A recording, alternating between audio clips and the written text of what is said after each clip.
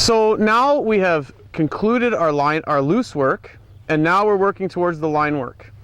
I find that I like to get my loose work working really well and observe the horse working through the space the way we have done and the way we've demonstrated in past webinars before you put the halter on.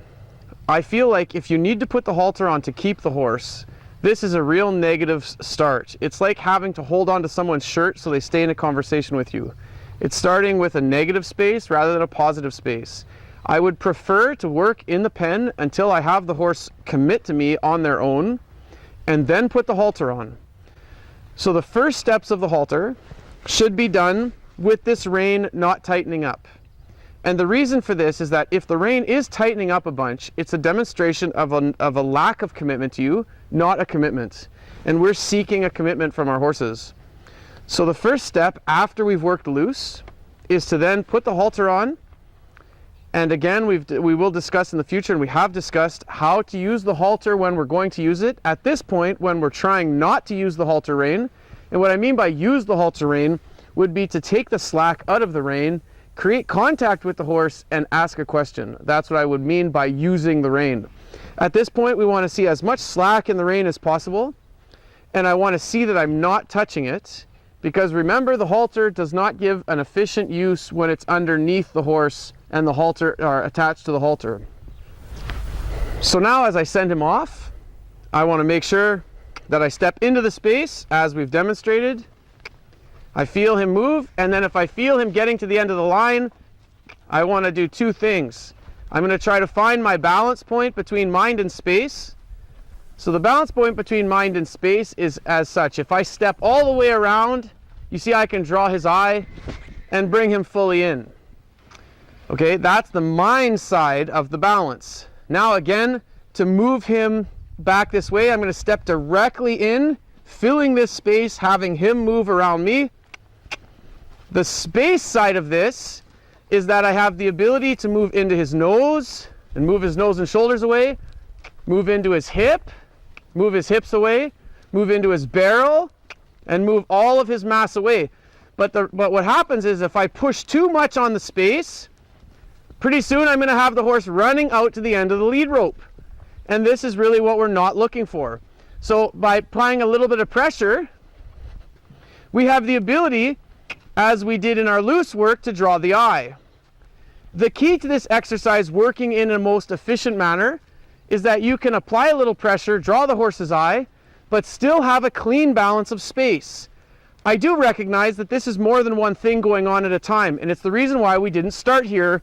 And we need to see the horse at liberty, somewhat committing to this exercise. So if I feel him fading off, I apply a little pressure and I draw his eye. There we go. And we'll come all the way in. A key to understanding in this exercise, 3 main points. 1, making sure through the whole process that the lead rope is not tightening up. 2, I should be able to push into the space, and 3, that I can draw the eye. The perfect circle is when the rein is slack, the horse's mind is present, but the space is responsive. So now we'll work the other side and see if it's any different. It's important that we have the ability to work both sides of the horse because both sides are different. Much like left-handed and right-handed people.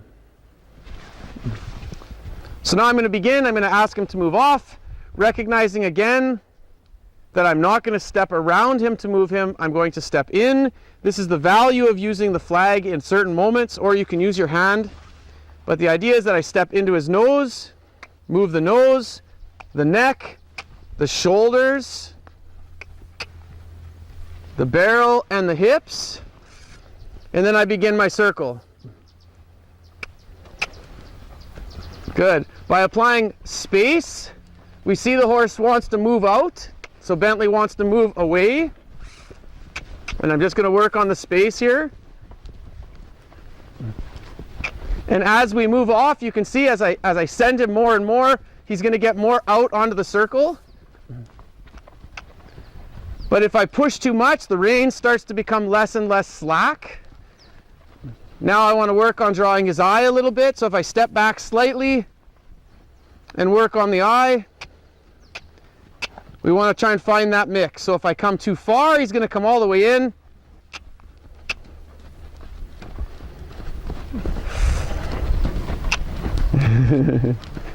So he's trying to think about what I want here. Working his eye. Again, anytime a horse starts to hunt what you're looking for, you just try to work at being consistent.